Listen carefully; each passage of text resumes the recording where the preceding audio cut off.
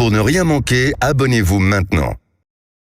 Sud Radio Berkov dans tous ses états, le fait du jour. La Cour européenne des droits de l'homme, vous savez, l'organisme suprême de vérifier si notre merveilleux continent, l'Europe, vit dans le droit, la justice. D'ailleurs, comme chacun sait, depuis quelques années, on le voit, c'est évidemment le cas, sauf que, il y a des gens qui enquêtent. Des gens qui enquêtent, notamment le Centre européen pour le droit et la justice, qui a enquêté il y a plus de 3 ans, qui a sorti un rapport il y a plus de 3 ans, qui avait permis d'établir qu'une grande proportion de juges de la CEDH, donc la Comité européen des droits de l'homme, étaient issus de la galaxie d'ONG, organisation non gouvernementale, mais de qui? De la Open Society Foundations, l'OSF.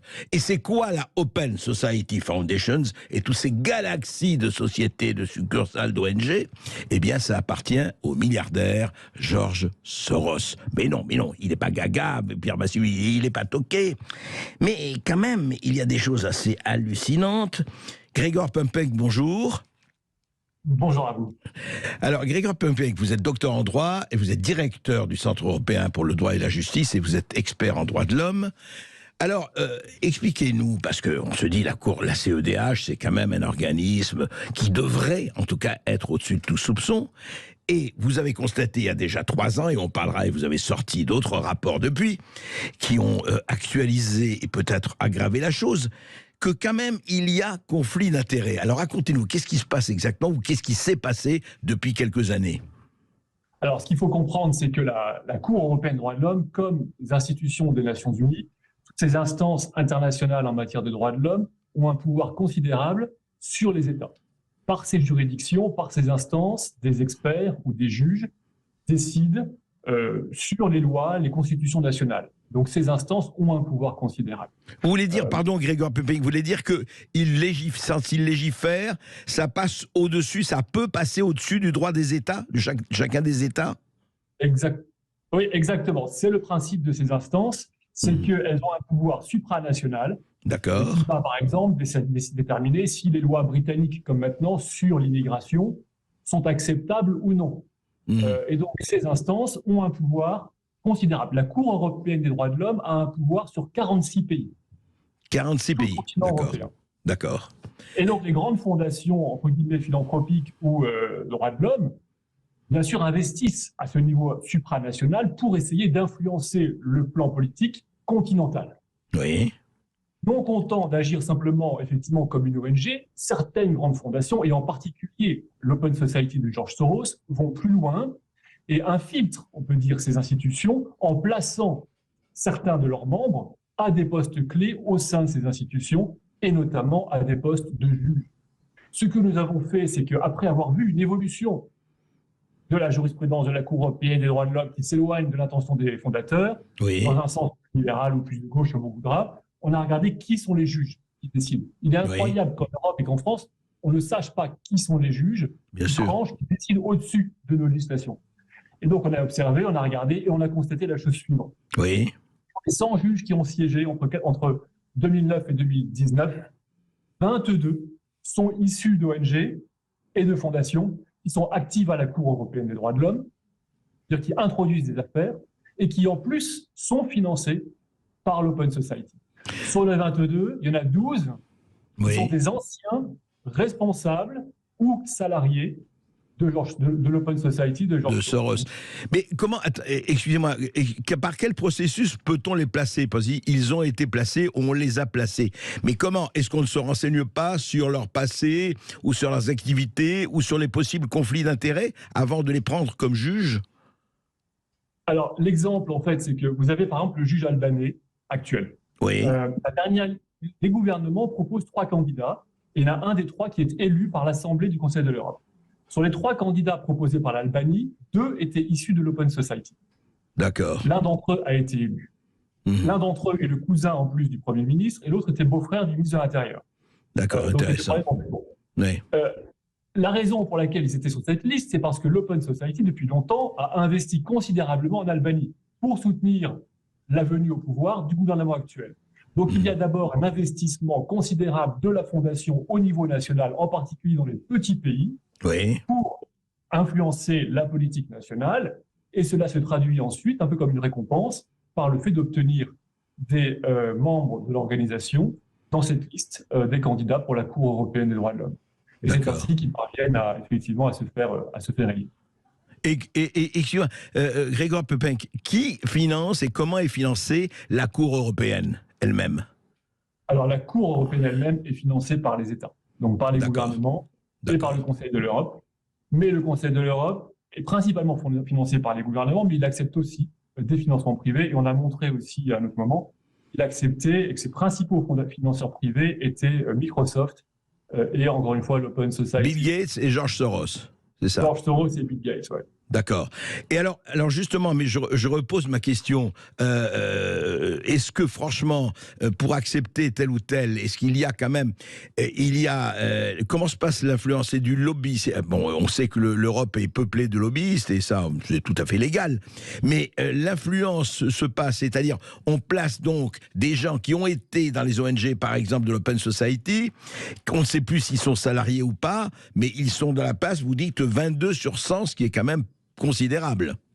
C'est considérable. C'est considérable et on a observé en fait que l'Open Society a investi en particulier dans les pays qui sont assez petits, assez fragiles et parfois assez corrompus, comme l'Albanie, la Bulgarie, même l'Ukraine. Et donc, ce sont de ces pays-là que proviennent principalement ceux qui sont maintenant juges à la Cour et qui viennent de l'Open Society. Ce qui est problématique ensuite, dans le deuxième plan, c'est qu'une fois qu'ils sont juges, les personnes reçoivent des affaires introduites par leur propre ONG. Par exemple, le juge bulgare a fondé 2 ONG. Ensuite, l'année suivante, il est juge à Strasbourg et il reçoit une requête rédigée par ses collègues de l'organisation qu'il a fondée. Ah oui, d'accord. Par l'Open Society. D'accord. Donc là, c'est inacceptable. Donc il y a 2 problèmes. Un problème, on va dire, de collusion et d'entrée, qui crée des groupes d'influence au sein de la Cour et qui explique une partie de l'évolution idéologique de la Cour. Et un deuxième problème majeur, objectif au plan déontologique, c'est un problème majeur de conflit d'intérêts. Un juge issu d'une organisation tranche une affaire introduite ou soutenue par cette même organisation. Et là, il y a des dizaines de cas. On en a repéré 54 depuis 3 ans. 54 cas de conflit d'intérêts, quoi. Visible, flagrant. Plus des conflits d'intérêts autres. Par exemple, un juge qui a milité sur une question au sein d'une ONG, bien sûr, sur des questions d'immigration notamment, ou d'autres, eh bien, une fois qu'il devient juge, il est saisi du sujet sur lequel il a milité pendant des années avant. Donc, bien sûr, ça pose un problème d'impartialité. Mais il y a toute une série de problèmes au sein de la Cour aussi, qui sont plus techniques, on ne va pas forcément les aborder ici, mais les personnes peuvent le voir. Donc, dans le rapport qui s'appelle l'impartialité de la Cour européenne des droits de l'homme, de la CEDH. Et dans ce rapport, on trouve le détail des problèmes notamment bien sûr de déclaration d'intérêt, au sein aussi du greffe, ça veut dire au sein du personnel de la Cour européenne des droits de l'homme, vous avez le même problème. Vous avez du personnel de la Cour qui est bien sûr largement, on va dire, issu ou qui échange avec ces mêmes ONG, parce que c'est un petit milieu.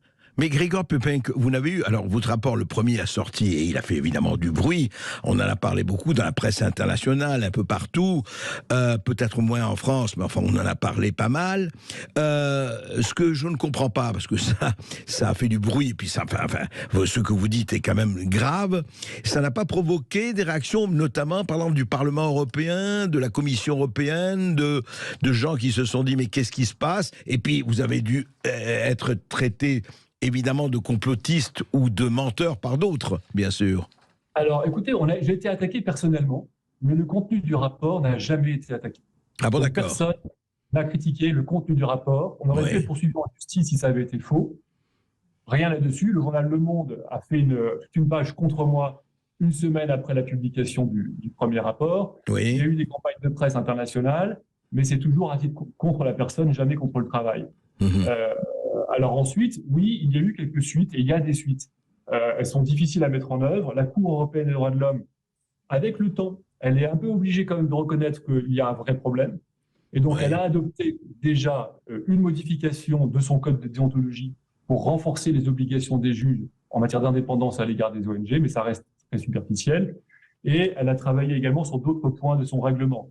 Il y a aussi maintenant une motion de résolution, donc un projet de rapport qui est introduit au Conseil de l'Europe et un groupe d'experts qui travaille. Donc oui, je pense qu'on peut dire qu'on a réussi à mettre en œuvre une procédure, une dynamique institutionnelle pour clarifier la situation, mais ça reste pour l'instant très superficiel et c'est sans effet sur la réalité des conflits d'intérêts qu'on trouve à la Cour. Alors, mais j'allais dire ça, écoutez, si vous avez raison, c'est extrêmement grave, parce que vous avez dit au départ, et effectivement, que cette Cour européenne des droits de l'homme, ces juges avaient la préséance sur le droit des États, le droit des nations. Donc, vous imaginez un peu comment il se fait qu'on n'a pas fait une muraille de Chine, ou que personne ne fait une muraille de Chine, entre des juges qui doivent être par essence, cela, encore plus incorruptibles, encore plus intègre et encore plus indépendant que tous les autres. Et ce que vous dites, en tout cas, et qui, vous le dites, n'a pas été démenti, c'est que telle ou telle ONG, telle ou telle organisation, non seulement la pénètre, mais l'investit. Effectivement, oui, non, mais le problème est grave. En fait, nous avons des juges. Il faut comprendre qu'il est difficile de trouver un bon juge dans des pays comme l'Azerbaïdjan, l'Albanie, la Bulgarie, même l'Ukraine, qui sont membres du Conseil de l'Europe, ou la Géorgie. Ouais. Et donc, ces juges-là, ces personnes qui sont élus juges à ce titre de ces pays, ils sont évidemment moins bons que des juges professionnels de la Cour constitutionnelle d'Allemagne ou de France. Vous avez des personnes qui sont très jeunes, qui ont à peine 30 ans ou 35 ans, qui n'ont pas d'expérience de magistrat. La moitié des juges de Strasbourg ne sont pas des juges professionnels. La moitié. La moitié ne sont pas des juges professionnels, d'accord. La moitié, sans expérience de magistrature. Et ils deviennent les juges de nos conseillers de la Cour de cassation.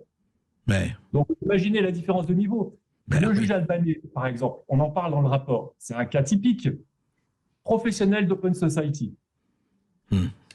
Il est engagé pour faire la réforme de la justice en Albanie. À la suite de l'élection du nouveau gouvernement socialiste, qui a été soutenu par l'Open Society. Donc l'Open Society parvient à amener au pouvoir un socialiste et ensuite assure le service après-vente en mettant en œuvre la réforme de la justice qui donne plus de pouvoir au gouvernement sur la justice. Eh bien, ce juge-là, cette personne-là, Open Society, il est le cousin du Premier ministre, il est sur la liste des candidats, il est élu juge à Strasbourg et une fois juge à Strasbourg, il juge la réforme de la justice qu'il a lui-même introduite. Bon appétit aux juges intègres. C'est plus encore, ce monsieur, je lui pose la question, il a mis sur son CV qu'il est avocat. C'est faux. Je lui pose la question, seulement, dites-nous où et quand. Parce que nous, quand on a fait des recherches, on n'a jamais trouvé où et quand il a été avocat. On a demandé au barreau d'Albanie, on a demandé. Donc la question, c'est est-ce que son CV reflète la réalité? C'est quand même assez grave comme question. Donc c'est une question qu'on pose. Qui vérifie les CV des candidats de ces pays-là? Il y a tout un tas de problèmes qui se posent de sérieux au sein de cette cour. Personne ne contrôle cette cour parce qu'elle est au-dessus de toutes les juridictions. Il faut que des ONG et des personnes indépendantes fassent ce contrôle. On se demande d'ailleurs si c'est drôle quand je vous entends, Gregor Pöppenk, on se demande si, je pense à la Commission européenne aussi, est-ce qu'elle est vraiment surveillée, comment elle est choisie, mais enfin c'est un autre sujet, mais enfin quand même on ne peut pas ne pas y penser. Mais dites-moi, que ce soit Bill Gates, que ce soit George Soros, en fait leurs intérêts c'est effectivement d'avoir quels que soient des gens qui orientent cette course supranationale et au pouvoirs supranationaux. Et leurs intérêts, c'est quoi, en fait, pratiquement, concrètement? Alors, leur intérêt institutionnel, c'est bien sûr d'avoir des leviers de pouvoir considérables. 46 juges, c'est très peu par rapport à l'immensité européenne. Donc, si vous avez une dizaine d'entre eux qui sont vos proches, évidemment, vous avez un pouvoir considérable. Ensuite, au plan politique, c'est évidemment de soutenir la vision politique de ces grandes fondations. Et l'Open Society, effectivement, elle ne cache pas son programme. C'est une vision ultralibérale, globaliste, mondialiste, individualiste, et dont le but, effectivement, c'est de transformer l'Europe en un grand continent, pas qu'on va le dire, postmoderne peut-être, en tout cas post-national, post-étatique. Et donc, c'est cette vision globaliste ultralibérale qu'ils veulent mettre en œuvre par le biais, en particulier, des institutions internationales. Et donc, Open Society dans le domaine des droits de l'homme, Gates dans le domaine de la santé. De la santé, oui, c'est ça. Et donc, effectivement, on peut transformer le visage et d'une nation et d'un continent comme ça, petit à petit, de manière très, très efficace, effectivement. Et dites-moi, aujourd'hui, à l'heure où on parle, Grzegorz Pöppenk, est-ce que vous dites qu'il y a eu des réactions, qu'il y a eu des règlements qui ont été changés, mais encore une fois, vous le soulignez vous-même, c'est assez timide pour le moment. Comment il se fait, à votre avis, que les États, ne parlons pas seulement de l'Albanie ou autre, ou de la Bulgarie, etc., comment ça se fait que les grands États ne réagissent pas? Ils sont d'accord avec cette démarche, à votre avis, ou pas? Parce que c'est étonnant, cette absence de réaction. Alors, il y a eu quelques gouvernements qui ont réagi, Oui. notamment le gouvernement bulgare, qui s'est demandé si le juge bulgare devait démissionner. Il y a eu pas mal de parlementaires, mais l'absence de réaction, c'est la raison suivante. Oui. En Europe de l'Est, en Europe de l'Ouest, l'Europe occidentale, Oui, la nôtre, oui. la Cour européenne comme un instrument de pouvoir et d'éducation à la démocratie à l'égard des pays d'Europe de l'Est. Ah d'accord, oui. La Cour est un instrument de l'Europe occidentale pour éduquer l'Europe centrale. D'accord, Donc, oui, ça c'est nous, intéressant. on s'en fiche un peu parce qu'on n'est pas beaucoup condamné. Ça sert surtout en fait à condamner autrefois la Russie, la Turquie, voilà, Ouais. et donc à les amener à nos standards. D'accord. Donc on n'a pas grand-chose à craindre, sauf les Britanniques qui sont assez chatouilleux, tandis que les pays d'Europe centrale, ils sont un peu complexés, Ouais. et donc ils n'osent pas mettre en cause la Cour qui a un si grand prestige. Ensuite, les pays ne veulent pas agir trop frontalement, parce qu'évidemment, ça met en cause la Cour elle-même. Oui. Donc, rendre le sujet public, Oui. c'est effectivement fragiliser le système. Oui, c'est-à-dire qu'en fait, ça part d'une très bonne intention, bien sûr. Enseigner les droits de l'homme, je veux dire en tout cas, ou la démocratie, ou les contre-pouvoirs, etc. C'est vrai, ça part de... Mais peut-être que quelquefois l'enfer est pavé de bonnes intentions, et on se demande justement si au nom de la démocratie, et c'est très bien, on n'est pas en train quelquefois de prendre des chemins de traverse avec la véritable démocratie. Grzegorz Pöppenk. Vous savez, à Strasbourg, la Cour a dit elle-même que la démocratie, c'est pas uniquement le vote, c'est d'abord des principes. Ouais. Donc, la définition de démocratie, voilà, très clairement, ça n'a plus grand-chose à voir avec la démocratie élective. C'est le respect de principes d'égalité, voilà, Ouais. de liberté d'expression et autres, et respect des minorités. Ouais, c'est ça. Donc, pour eux, c'est ça la démocratie. Les Donc, grands même principes. un gouvernement élu Oui. ne sera pas démocratique pour eux s'il n'est pas en ligne avec leurs principes et leurs valeurs. Voilà, c'est tout le problème que vous avez très bien posé. Merci Grzegorz Pöppenk. On suivra cela, voilà, la Cour européenne des droits de l'homme et des juges qui étaient ou qui sont encore en lien direct avec un certain nombre d'ONG, de sociétés ouvertes, mais pas ouvertes pour tout le monde. On en reparlera bien sûr. Radio André Berkoff. Ça balance pas mal. Berkoff dans tous ses états, ça balance pas mal sur Sud Radio.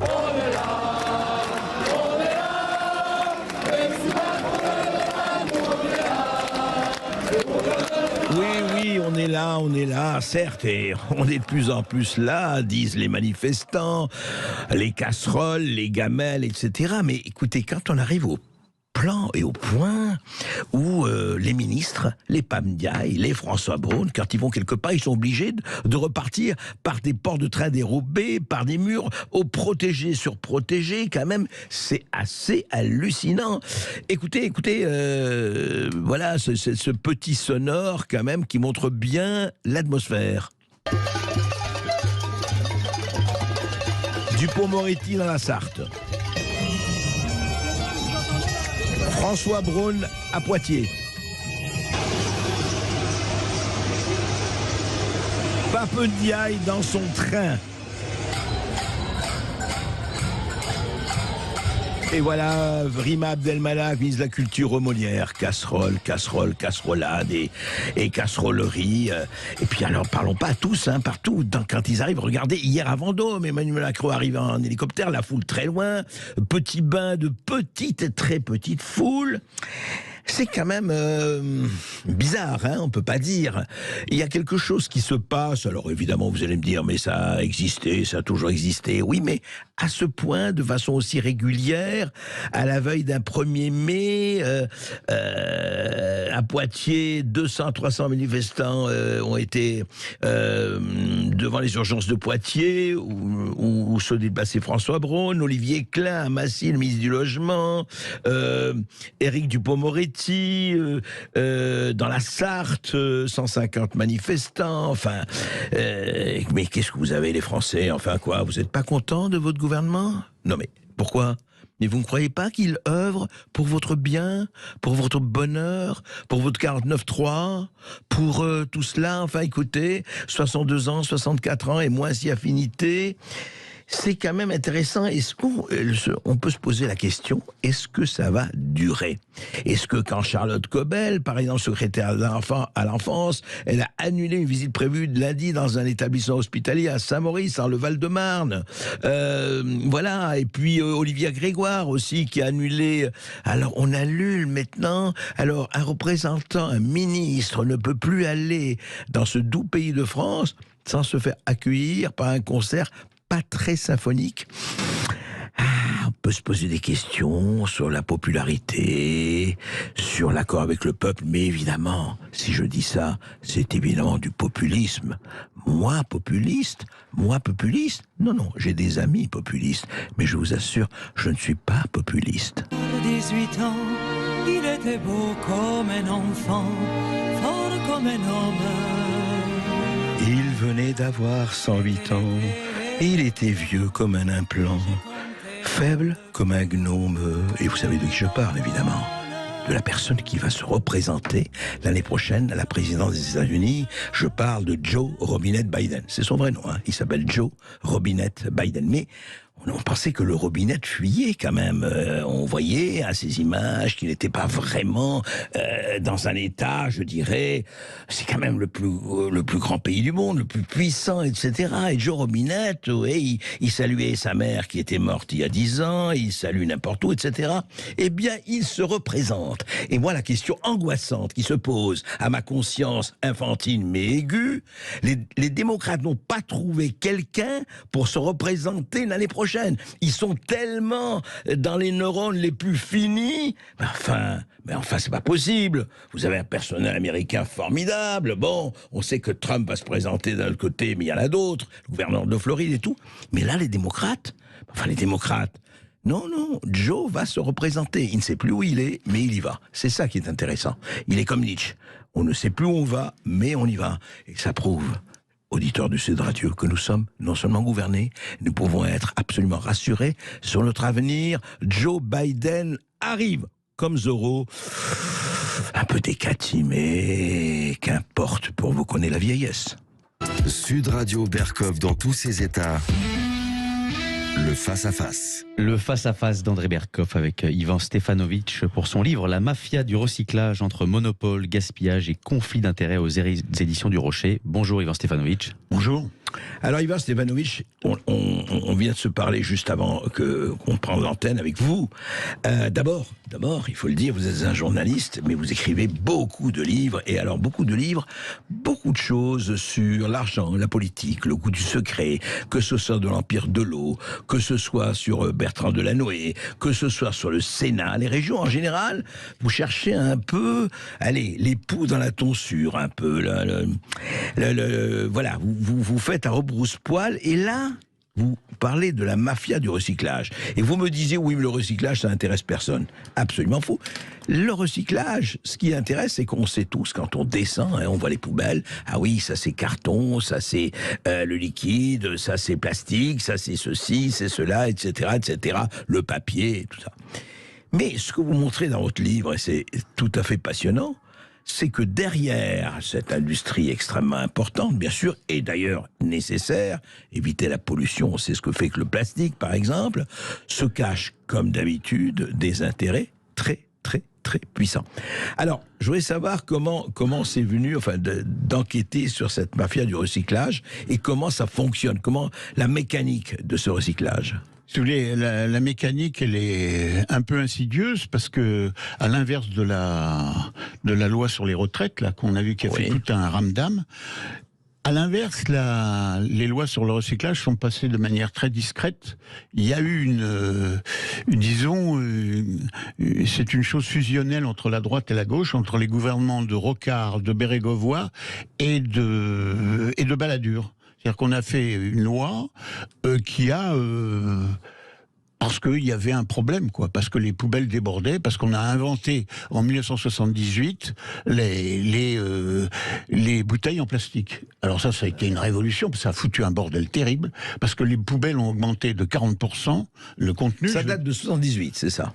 Non, les plastiques. L'invention de la poubelle en plastique, des bouteilles en plastique. Ça a foutu. Les collectivités locales on n'avait plus l'argent pour faire ça, parce que nous, on paye la TOM, la taxe d'enlèvement des ordures ménagères. Oui.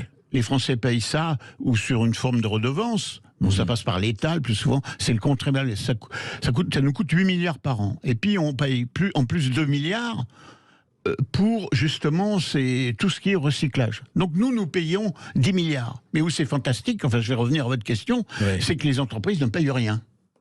C'est nous qui payons tout. C'est le contribuable qui paye tout. Contribuable ou consommateur. Ou consommateur, oui, c'est Parce ça. qu'on ne sait pas, quand on achète une bouteille de plastique, et ça c'est la loi qui a été faite par Balladur et la gauche. Droite et gauche confondues. Complètement. Et la loi date de quand, très exactement? Elle date, c'est des bouts de loi qui datent de 92 et de 93. C'est ça. L'idée, si vous voulez, c'est les organisations internationales, l'OCDE, c'est assez complexe, et qui ont dit que il y avait la notion de pollueur-payeur. Donc, ils appellent ça d'une autre...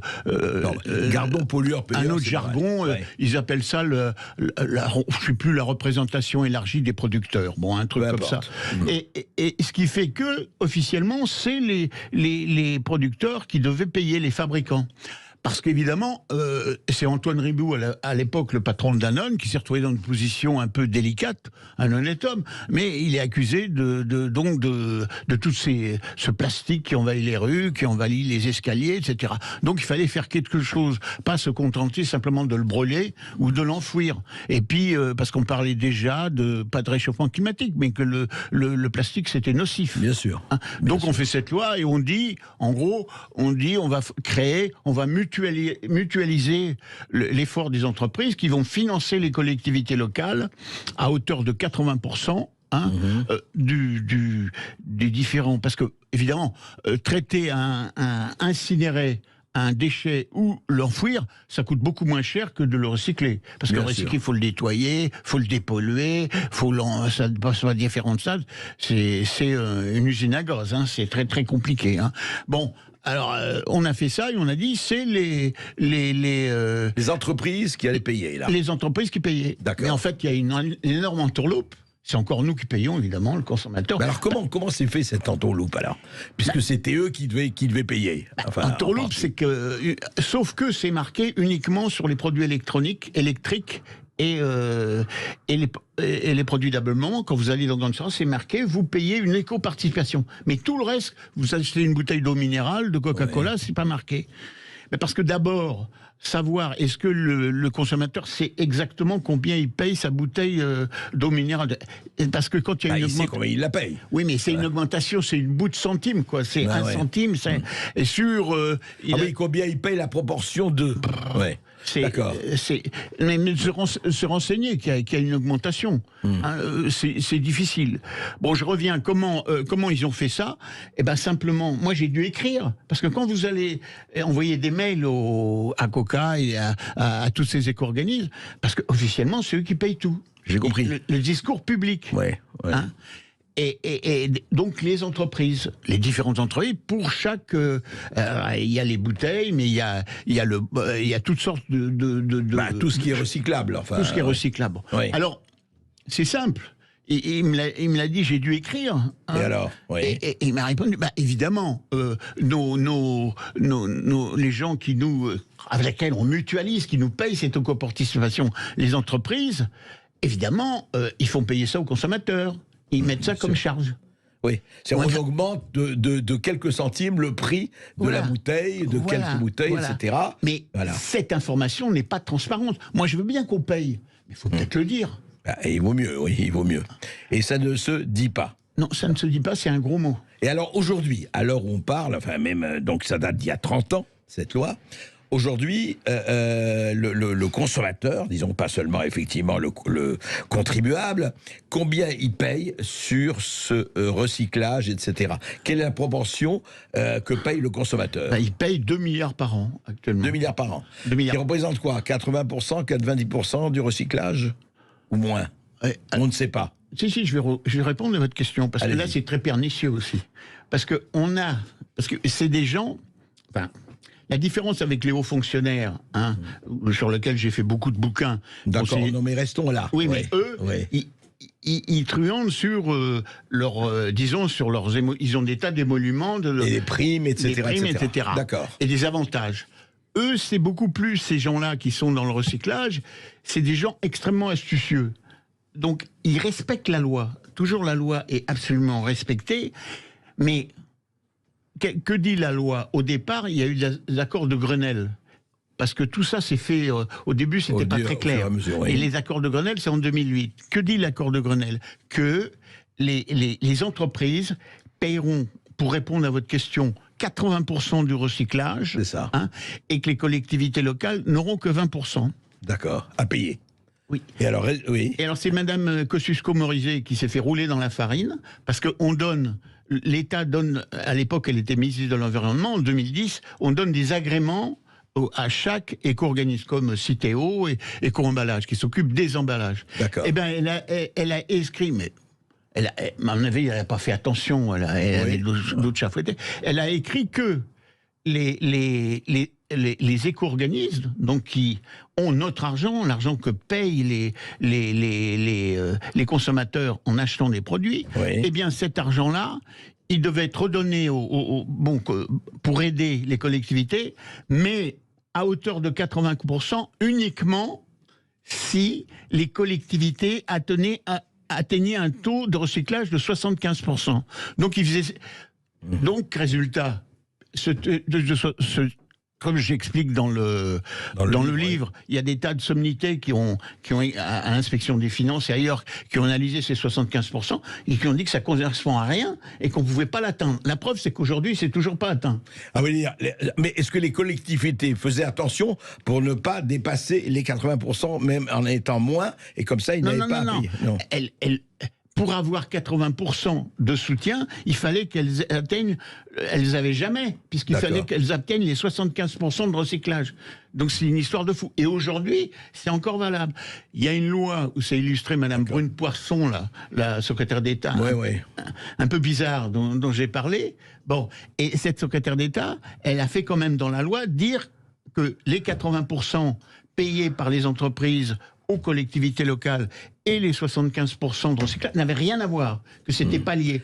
Mais depuis 3 ans, cette loi a été votée le 20 janvier 2020, mais depuis 3 ans, les décrets d'application ne sont pas passés. Alors, on va en reparler après cette petite pause, mais c'est une véritable jungle, on va essayer d'y voir un peu plus clair. Et vous avez la parole au 0826 300 300 pour interpeller Ivan Stefanovic sur son livre « La mafia du recyclage entre monopole, gaspillage et conflit d'intérêts ». 0826 300 300, à tout de suite sur Sud Radio. Parle ton français. Je n'aime pas la blanquette de veau. Je n'aime pas la blanquette de veau.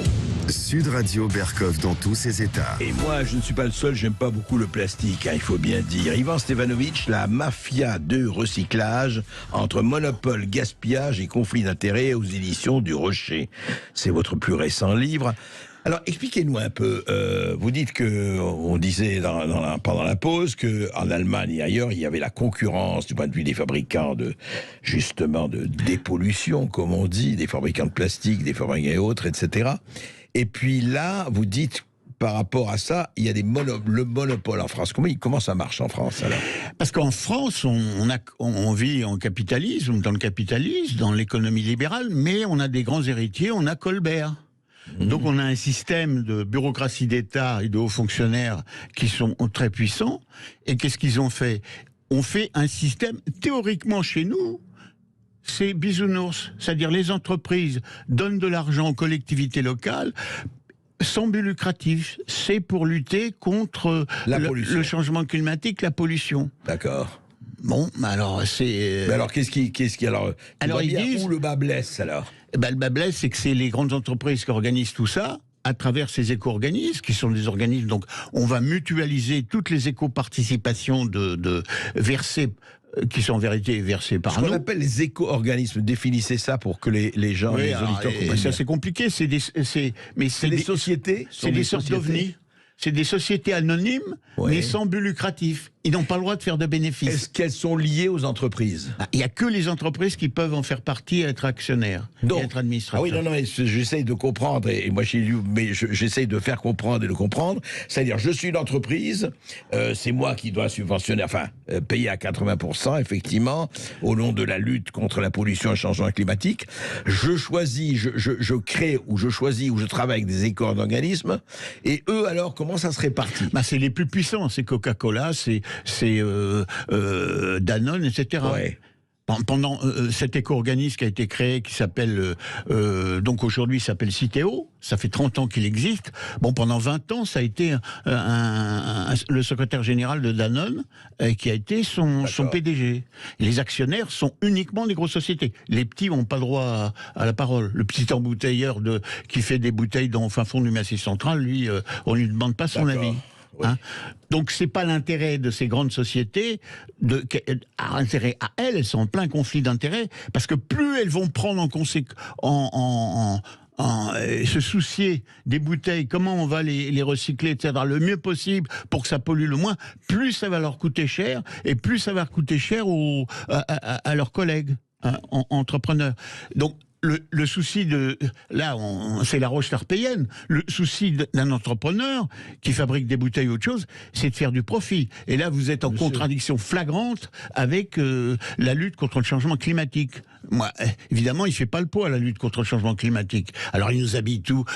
Ils disent dans les bouteilles, il y a tant de recyclage, de bouteilles recyclées, etc. Maintenant, elles vont être 100% recyclées. Mais on peut les recycler que 3 fois pour l'instant. À la fin, elles vont à l'incinérateur ou à l'enfouissement. Est-ce qu'il y a dans ces opérations des organismes de contrôle indépendants? Savoir qu'est-ce qui a été recyclé, à quel niveau? Non, ça n'existe pas. Il y a l'ADEME. Mais ils sont complètement dépassés. C'est quoi l'ADEME? C'est l'agence de transition écologique dont le PDG, vous savez, a été l'Assemblée nationale pour la première fois. Et Sénat ont refusé que ce soit le proche de Macron qui a été nommé. Il y a une semaine, s'appelle... Brignon, je ne sais plus comment. Peu importe. Non, mais ça, c'est pas très important. Ce qui est important, c'est qu'au fond, il y a quelque chose, Ivan Stevanovic. Bon, vous dites effectivement, les entreprises, évidemment, c'est normal, ils font du profit, ça fait partie des entreprises. Je rappelle qu'ils créent aussi les 3/4 des vrais emplois en France. Mais bon, c'est autre chose, hein, il faut le dire. Oui. Mais le problème, est-ce que le système fonctionne comme il doit fonctionner ou pas? C'est ça l'intérêt. Non, il ne fonctionne pas, parce que l'État a donné des objectifs, par exemple pour les bouteilles, là, ils ont donné des objectifs, le plastique en général, et ces objectifs, depuis 30 ans, n'ont jamais été atteints. Et il n'y a aucune sanction. C'est-à-dire que l'État est impuissant, puisque ces gens-là s'occupent du truc, et l'État, il ne veut pas trop s'en mêler. C'est très compliqué. Il y a eu des déchetteries, tout ce système des poubelles jaunes, etc. Bon, c'est un système très compliqué. Marche apparemment. Enfin, je ne sais pas. Ça marche pas du tout. Ça marche pas du tout. Mais non, ça marche pas du tout. Ils n'atteignent aucun de leurs objectifs. Alors, ils font de la publicité à la radio, à la télévision. On entend parler des éco-organismes, de Citeo, tout ça. Mais on se moque du monde, en fait. Et les déchetteries, ça ne marche pas? Si, ça marche, mais c'est les collectivités locales. Encore la différence avec l'Allemagne. En France, on a une déchetterie pour 15 000 habitants. En Allemagne, on a une déchetterie pour 500 000 habitants. Évidemment que les déchetteries allemandes sont plus rentables, mais nous, les déchetteries, c'est toujours... c'est pas Colbert, mais c'est le côté social français. Elles ont un but social. C'est que un député ou un maire, il a des handicapés, des gens qui n'ont pas de boulot, et on les fait travailler là-dedans. Donc ça peut pas être rentable. Oui. Mais la plupart des grands objets en déchetterie, c'est... si vous voulez, ça passe par les déchetteries. Hein. Mais, alors, vous me direz, on ne sait pas très bien où passe tout cet argent. C'est combien le chiffre d'affaires? C'est 2 milliards par an. 2 milliards par an. Ouais. Alors, en gros, 1 milliard est rétrocédé aux collectivités locales, et le reste, c'est assez compliqué. C'est en partie de la publicité, des actions de communication, mais il faut savoir que les gens qui travaillent dans ces sociétés, ils gagnent, les patrons, ils gagnent plus de 30 000 euros par mois. Ah oui, c'est pas mal. C'est pas des salaires extraordinaires, mais... Non, mais c'est déjà pas mal. Le patron de la Banque de France, il gagne plus. Bon. Oui, il faut choisir sa vocation, effectivement. Et alors, juste un mot... on a parlé de la consigne. Parlez-nous, effectivement, parce que dans votre livre, vous parlez longuement de la consigne, du scandale de la consigne. Bah oui, parce que c'est les les fabricants de bouteilles. On veut faire de la consigne pour les bouteilles. Les fameuses bouteilles consignées. Oui, bouteilles consignées en plastique. Ouais. C'est une partie du plastique. Le plastique, ça fait beaucoup d'autres choses. Ça envahit dans les voitures, dans les avions, partout. Ça nous envahit. C'est très utile, hein, tout en étant la pire des choses. Mais le plastique, il faut se mettre à la place des entrepreneurs, de Danone ou de Nestlé ou de Coca, etc. Eux, ils veulent recycler pour que ça coûte le moins possible, le moins cher. Or, là encore, c'est Bruxelles qui donne la note, etc., où il y a des lobbies. Il y a évidemment, les fabricants de bouteilles, ils ont des lobbies. Donc on a dit, en 2025, il faudra recycler 79% des bouteilles. Aujourd'hui, on en est à aujourd'hui, à combien on recycle à peu près ? 70. Ah donc, c'est atteignable, ça. Compliqué parce que chez nous, si vous voulez, moi j'ai calculé avec les chiffres officiels, il y a 25 millions, parce que ça se passe où ? Ça se passe dans nos rues. Il y a 25 millions de Français qui n'ont pas de poubelle, de corbeille recyclable dans les rues. Vous achetez une poubelle et vous buvez, comme en font de plus en plus de jeunes, puis de gens, et bien vous le jetez par terre, parce que vous la jetez dans la corbeille. Mais la corbeille, on n'a pas investi en Allemagne, ils l'ont fait, mais dans des corbeilles de sélectives. On met les poubelles de l'autre côté. Oui, on n'est pas à ce niveau en France. Donc, pour répondre à votre question,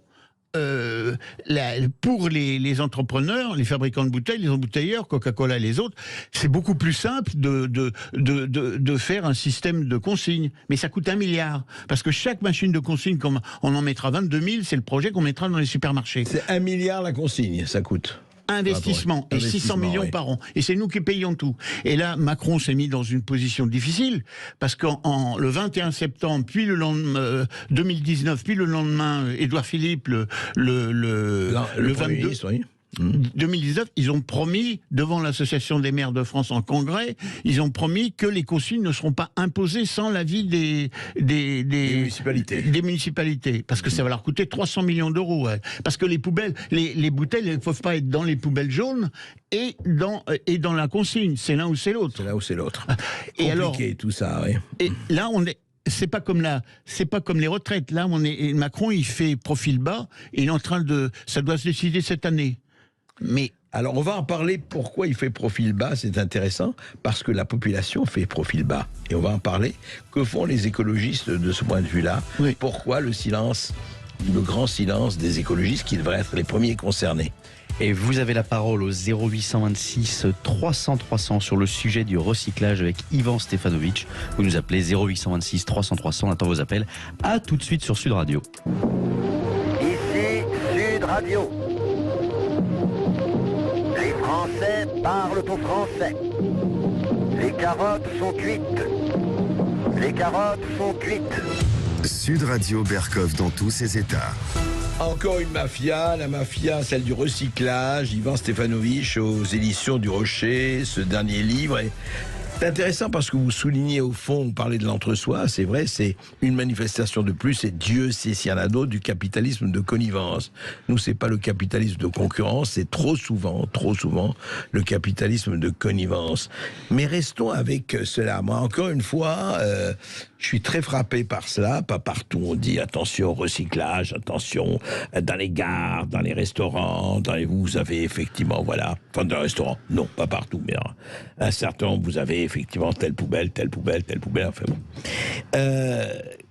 Quand vous expliquez, Ivan Stefanovic, que cette question par essence, parce que Dieu sait si ça pollue, le plastique, entre autres, et puis beaucoup d'autres choses, quand vous estimez, que les écologistes qui sont tellement prompts à réagir sur tout, que ce soit sur la charcuterie, en passant par les animaux, en passant par tout, sont étrangement silencieux sur ce sujet, qui pourtant devrait les concerner au premier chef.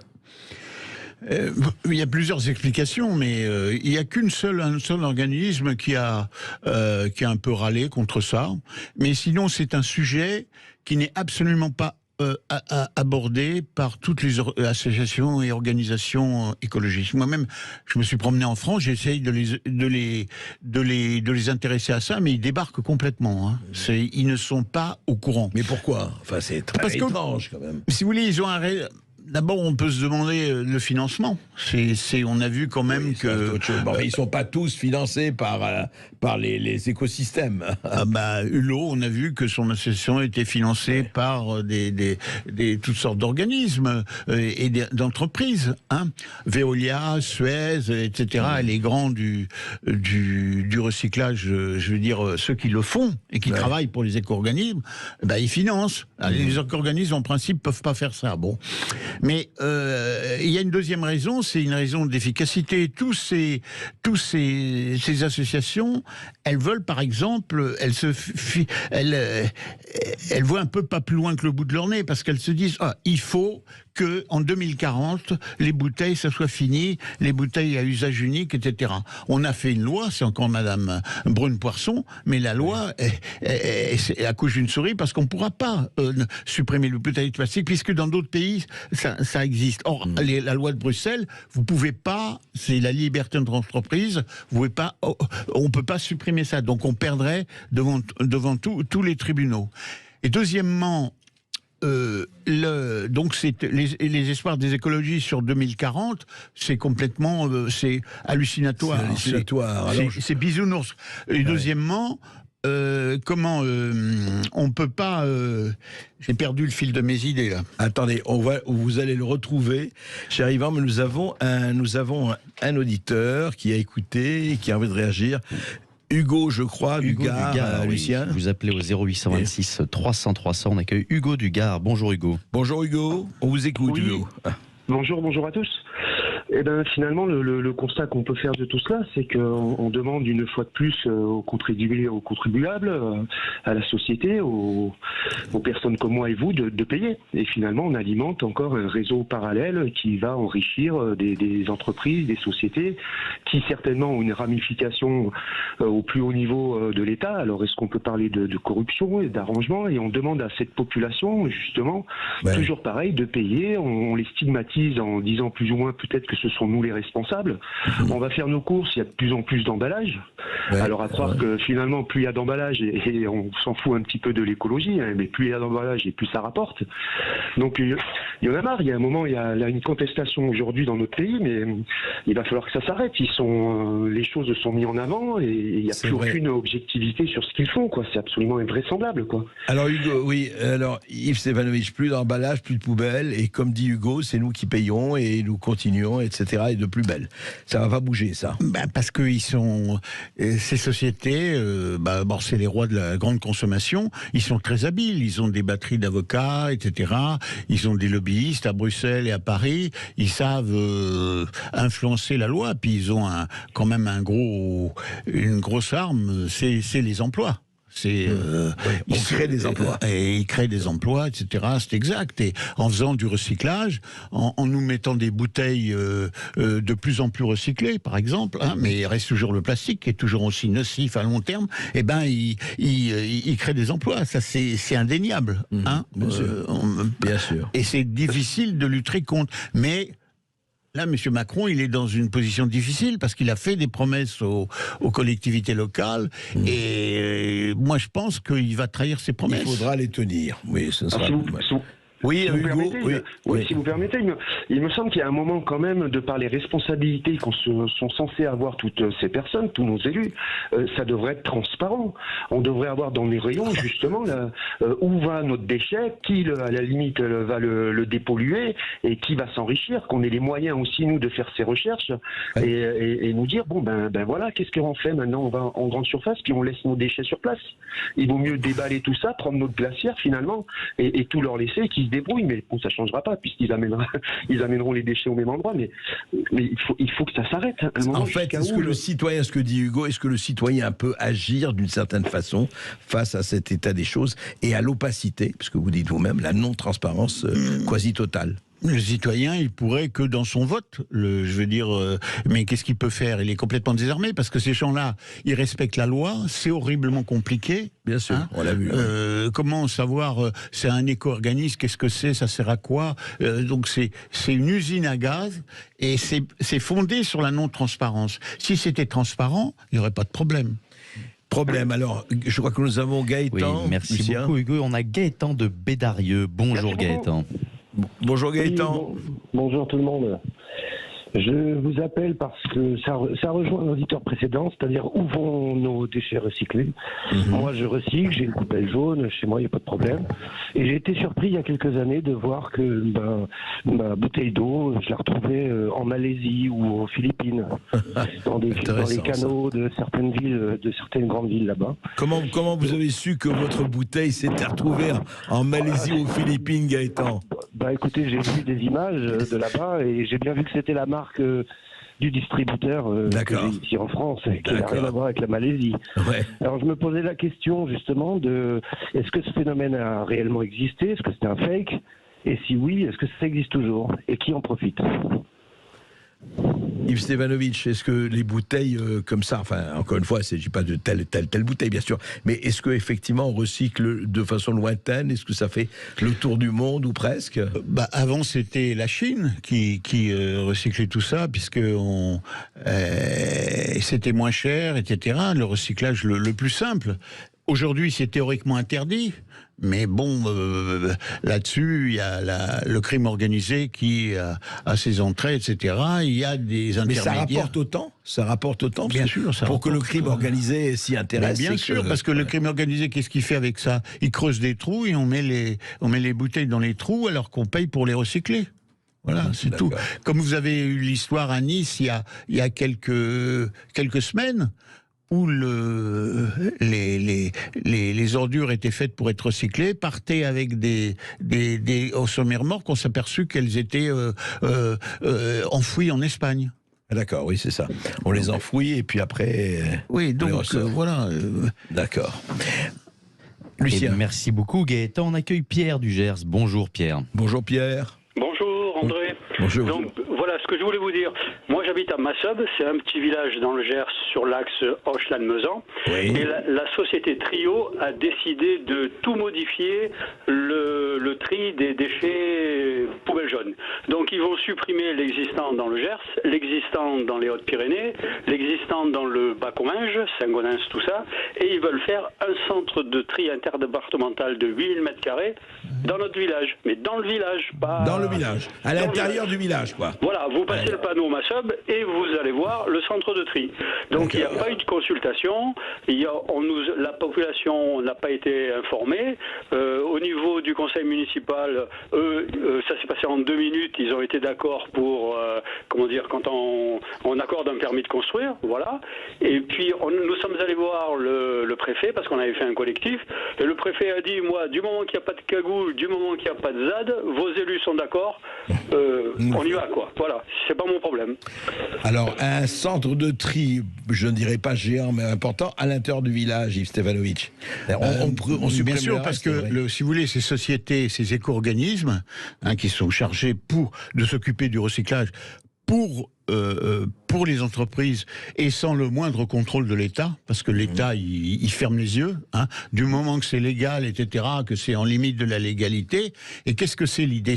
L'idée, c'est massifier. Il ne faut pas des petits centres de tri aux 4 coins de la France. Avant, il y en avait 400. Avoir des gros trucs, quoi. Oui, aujourd'hui, comme des hypermarchés, voilà, des hypercentres. Il y en a 130, parce que ça coûte moins cher. C'est pas des cathédrales, c'est des cathédrales aujourd'hui, et ça regroupe sur 4-5 départements. Et en plus, c'est pernicieux, parce qu'ils mettent les communautés de communes les concurrences avec les autres, les unes avec les autres. C'est celle qui aura le plus gros centre de tri. Et les centres de tri, ça vaut entre 30 et 50 millions d'euros. D'accord. Qui va payer ? C'est nous qui allons payer. Mais alors après, les gens, le monsieur, il pourrait dire, l'avenir c'est quoi? C'est que si on fait pour les bouteilles, si on fait la consigne, Donc ces centres de tri, ils serviront à rien. Parce qu'ils seront complètement dépassés, tout, puisque les bouteilles, elles ne peuvent pas être dans les poubelles jaunes et des centres de tri et dans la consigne. Oui, mais ils ne feront pas de consigne, ils feront les centres de tri, et puis voilà. Mais c'est deux choses différentes, mais antinomiques. Ouais. Vous ne pouvez pas mettre les bouteilles dans les poubelles jaunes et les apporter au supermarché dans les machines. Alors Pierre, est-ce que vous avez une déchetterie dans le Gers? Oui, elle est près de chez vous. Non, pas près de chez moi, non, mais les poubelles jaunes, actuellement, elles sont amenées à Auch-la-Motte.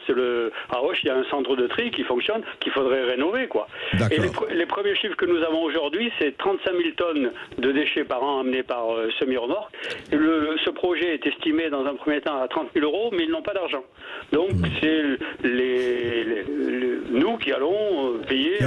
Oui, comme d'hab. Voilà. Merci Pierre. Merci André, à très bientôt. À bientôt. Merci beaucoup Pierre. Restez bien avec nous, on se retrouve tout de suite et on ira à Créteil avec Nour. À tout de suite sur Sud Radio 0826 300 300. Ici Sud Radio. Les Français parlent au français. Je n'aime pas la blanquette de veau. Je n'aime pas la blanquette de veau. Sud Radio Berkov dans tous ses états.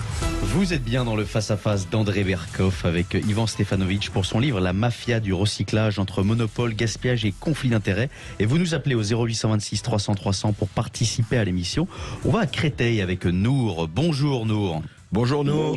Bonjour Monsieur Berkov, comment allez-vous? Bonjour à votre invité. Merci. Je posais une question, je ne vais pas trop abuser. Je me suis dit, qu'est-ce qui empêche M. Berkov d'aller dans un grand média stream pour gagner bien sa vie, pour être tranquille? M. Berkov, il est là pour une chose, pour une vérité, pour une question, comme vous dites. Merci. Il n'y a pas de réponse à tout, mais des questions. Merci pour votre invité. Je ne vais pas être trop long. Allez-y. Je dis qu'on a une arme en main, tous les Français qui m'écoutent, qu'ils soient d'origine française, pure souche, ou libanais comme vous, tunisien comme moi, peu importe, qui aime la France. L'essentiel qu'on aime la France, mieux que Macron, ça j'en suis sûr. Comme disait, qu'est-ce qu'il faut faire si on aime? Moi, à mon avis, on a une arme très simple.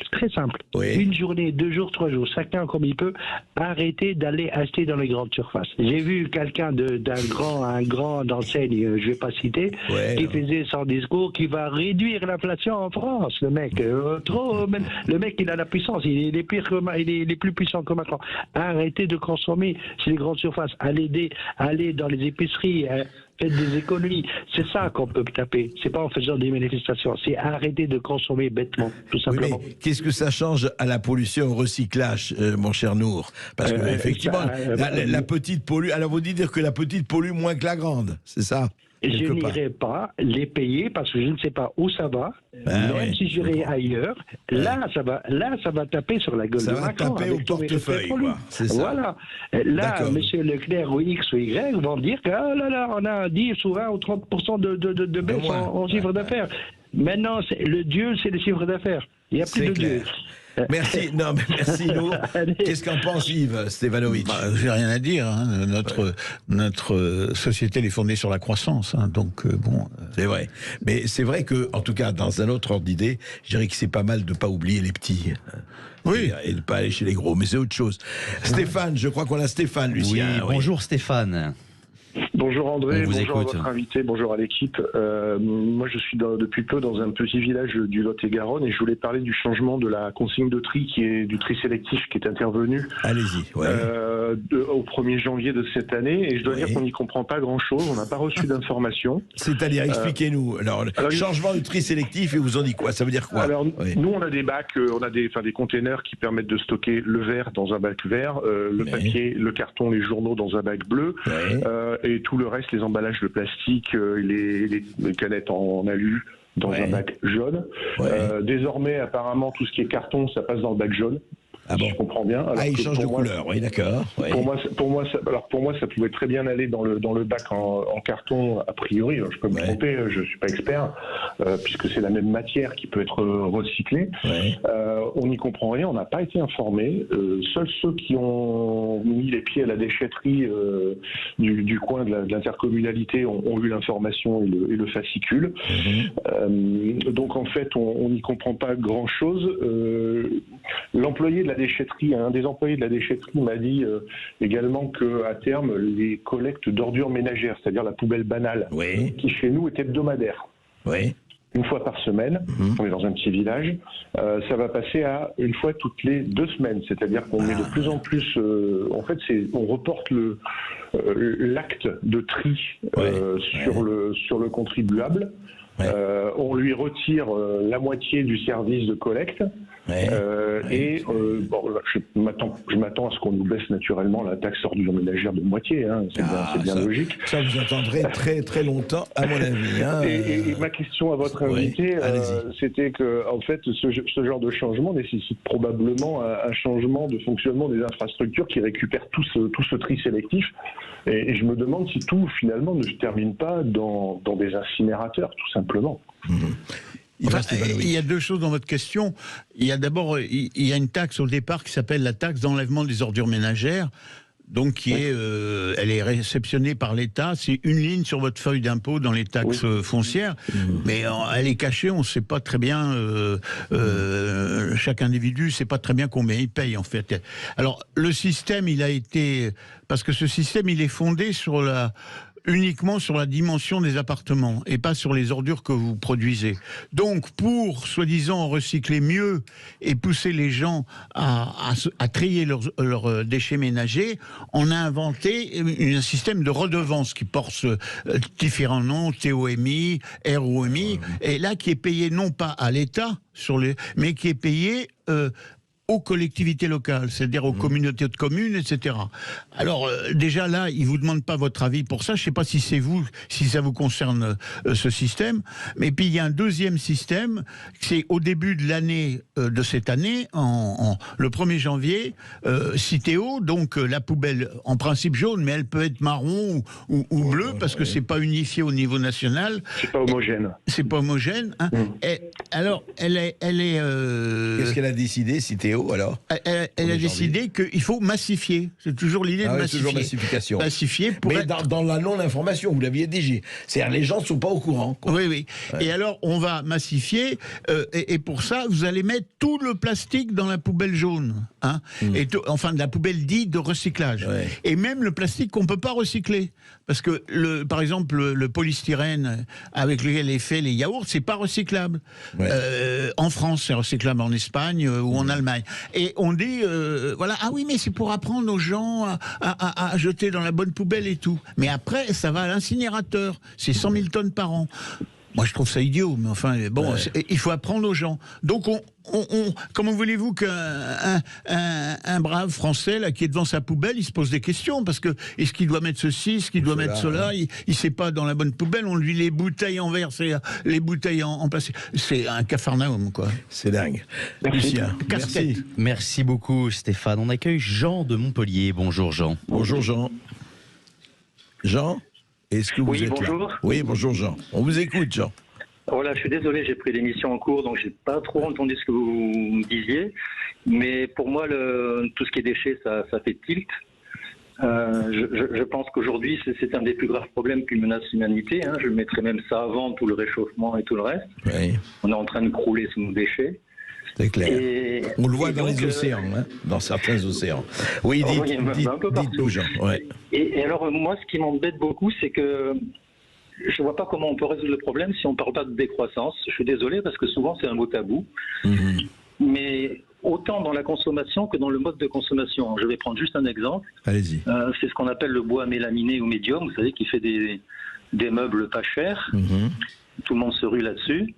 Et puis ces meubles, le moindre accro ou quoi, ils sont morts, quoi. Ou l'étagère un peu trop chargée, elle plie. D'accord. Et c'est pas récupérable. C'est pas recyclable, parce que vous avez trois déchets à recycler. Donc le bois, les produits chimiques et le métal. Donc est-ce que le bois, comme on le travaillait avant, c'était fait pour durer des années, des dizaines d'années, voire plus? Donc déjà, l'obsolescence programmée dont on a beaucoup parlé, elle est automatique ici dans ce type de produit. C'est clair.